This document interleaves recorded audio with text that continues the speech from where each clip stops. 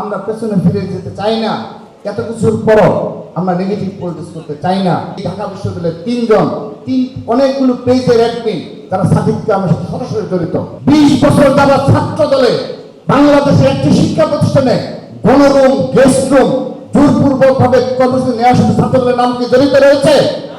আপনারা মিছিলে still now first ইয়ারকে confuse করার জন্য প্রতিটি শিক্ষা প্রতিষ্ঠানে শিবিরের মিছিলে স্লোগান থাকে যে গণরুম, গেস্ট রুম নাকি ছাত্র দলের করতে পারি আমরা, এই ভয় দেখায়। আমরা পেছনে ফিরে যেতে চাই না। এত কিছুর পরও আমরা নেগেটিভ পলিটিক্স করতে চাই না। আমি দায়িত্ব নিয়ে বলছি, মাননীয় প্রধানমন্ত্রী এবং আমাদের ছাত্র দলের গর্বিত অভিভাবক, তিনি কখনো নেগেটিভ মেন্টালিটি রাজনীতি করেননি। আমি এতদিন দায়িত্বে ছিলাম, আমি তার মাঝে কখনো নেগেটিভ মেন্টালিটি কোনো পলিটিক্স আমি দেখিনি। সেহেতু অনুরোধ করছি, শুধু তাই নয়, এই সর্বশেষ যে অনাকাঙ্ক্ষিত ঘটনা ঘটেছে, তিনি ডেকে নিয়ে ছাত্র দলকে আমাদেরকে বলেছেন যারা এগুলো কিছু করা যাবে না, তোমরা পজিটিভ পলিটিক্স করতে হবে, আরো পজিটিভ পলিটিক্স করতে হবে।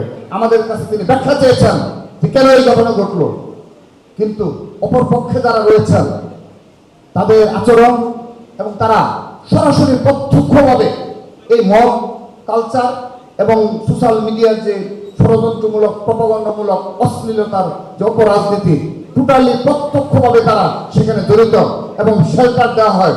সর্বশেষ আমরা দেখেছি এই ঢাকা বিশ্ববিদ্যালয়ের অনেকগুলো পেজের অ্যাডমিন যারা সাদিককে আমার সাথে সরাসরি জড়িত। আমরা নেগেটিভ পলিটিক্স করতে চাই না। আসুন আমরা সব কিছু ভুলে গিয়ে আপনারা স্বচ্ছতার পরিচয় দেন। আমাদের এই ছাত্রদের কি কি স্বচ্ছতার পরিচয় দিতে হবে আপনারা বলুন, আমরা স্বচ্ছতার পরিচয় দেব।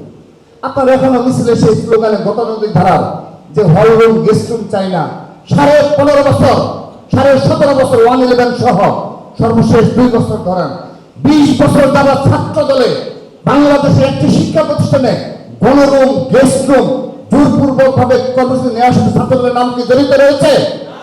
আপনারা মিছিলে স্টিল নাও ফার্স্ট ইয়ারকে কনফিউজ করার জন্য প্রতিটি শিক্ষা প্রতিষ্ঠানে শিবিরের মিছিলে স্লোগান থাকে যে গণরুম, গেস্ট রুম নাকি ছাত্র দলের করতে পারি আমরা, এই ভয় দেখায়। রুমে রুমে গিয়ে শুধু এই আলাপি করে পজিটিভ কোনো কথা তারা বলে না। তারা এটা বলে না, এই 2 বছর ছাত্র দল তারা নিজেরাই বারবার নিবেদন করছে ঢাকা বিশ্ববিদ্যালয় প্রশাসনের নিকট। আমরা আবেদন জানিয়েছি যে আপনি আইনগতভাবে, আইনিভাবে নিষিদ্ধ করে দিন, আমরা সেখানে সিগনেচার করবো। সেই দিন শিবির সেই মিটিংয়ে আসে নাই।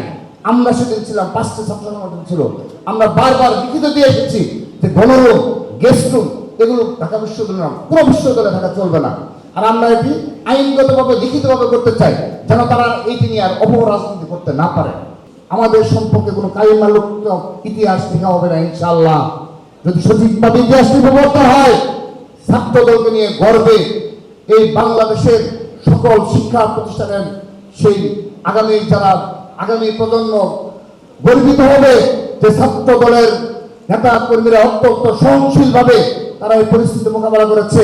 তারা অর্থের পেছনে দৌড়ায়নি, ক্ষমতায় আসার পরও তাদের সম্পর্কে অপকর্মের কোনো হদিশ দিতে পারেনি, যেটি আমরা দিতে পেরেছি 6 আগস্ট থেকে এই বৈষম্য বিরোধী ছাত্র আন্দোলনের ব্যানারে যারা আমাদের সহযোদ্ধা ছিল, জুলাই আগস্ট গণঅভ্যুত্থানে যারা আমরা কাঁধে কাঁধ মিলিয়ে লড়াই করেছি, তাদের সম্পর্কে প্রত্যেকের সম্পর্কে অর্থনৈতিক তছরূপের অভিযোগ এসেছে।